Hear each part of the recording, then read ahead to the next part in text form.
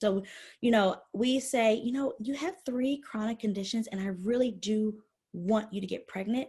Do you mind doing a consult with one of our maternal fetal medicine specialists first so we can optimize pregnancy for you? Because unfortunately right now, none of the fertility centers in DC are going to accept you as a patient, which is the truth. They want good outcomes as well. So, they'll turn you away for BMI.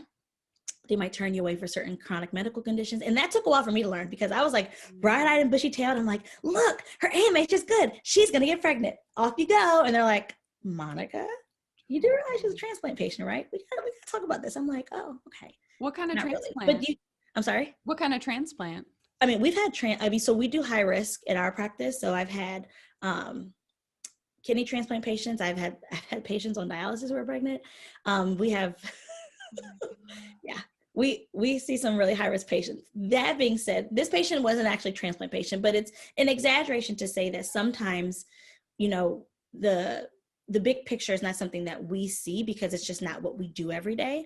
So I wouldn't expect primary care to do a workup. That being said, often, baseline labs to see, does the person have PCOS or maybe a thyroid condition or something like that, or maybe they have an elevated prolactin, that's why their periods are off, or maybe they're not ovulating because of their BMI.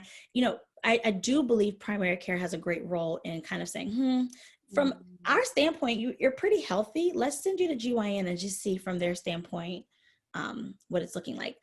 The other thing is, I would say, and this is like my favorite answer, if you're not sure, call a fertility center that's local. See if you can talk to one of the docs, which is what I did. And I wrote down everything she said. And I basically made a copy and sent it to everyone in our practice. This is what they want us to order. This is what they want us to stay away from. This makes me so happy you're saying this, Monica. And I did not ask you to say that, just to be clear, because I feel like a broken record being like, just call the specialist, just call them, just pick up the phone. It's even the specialist call the specialist. Right? Yeah, I mean, and we're considered a specialty. We call the specialist. So I'll say, they might want me to do, maybe they want an FSH, or maybe they'll want an estradiol, or maybe they'll want an AMH, which is the anti-Mullerian hormone and the new, craze of fertility testing. They might want me to do day 3 labs, but they might say, hey, can you go ahead and order her an HSG? She can have it done here. Or can you go ahead and order her HSG? She can have it done in radiology at your office. And then I've had some say, honestly, we would rather you just send to us. For me personally, as a provider, my hard, fast rule is if the patient has, and I mean, these are the weeds of it, so I don't want to see, I'm going to talk too much, but unfortunately, most fertility centers around the country don't accept Medicaid.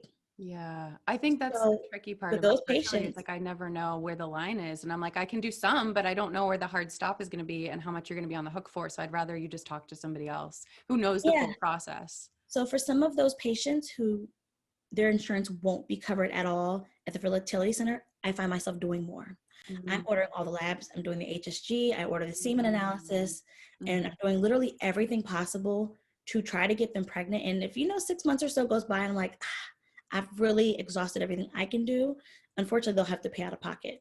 Now for patients, otherwise, I say look at their age. If they're 30 and they've been trying a year, send them. Yeah. You really don't have to do a workout. Just send them because it's time.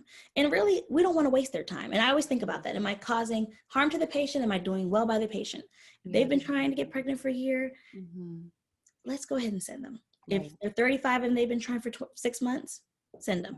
If they're 40, I just send them because time is truly of the essence. So I find a lot of fertility centers, based on age, they just want us to send them if they've been trying a certain amount of time. Now, if it's my 33-year-old who's been trying 6 months and she's anxious, that was me. Then, well, I wasn't 33 actually. I was actually younger. But the point is, what was I? I was 31. Oh my God, crazy. I was 27 and I was anxious. So I feel you. I was 31. Oh my gosh. 6 months went by and I went to the other NP. I was like, Casey, I need labs because something's wrong with me.